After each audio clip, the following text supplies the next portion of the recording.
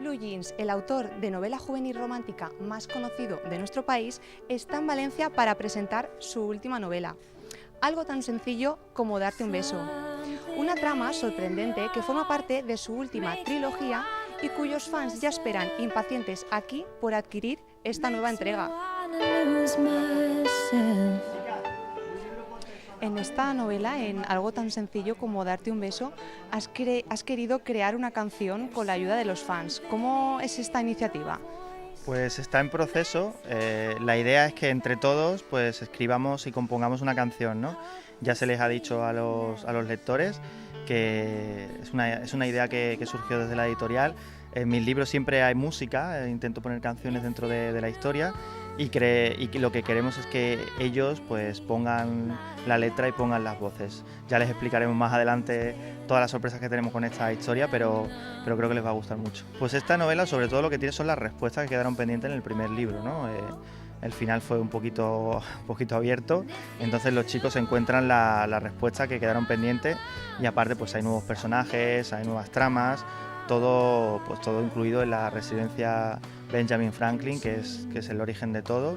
Y bueno, pues es una historia en la que además me he divertido mucho escribiendo, me ha hecho recordar otra vez a mi época en la residencia de estudiantes en Madrid y lo he pasado muy bien escribiendo este libro. Tienes 7 novelas en el mercado y todas han sido un sinónimo de éxito. ¿Esto a la hora de escribir, cada vez que escribes, te crea más presión?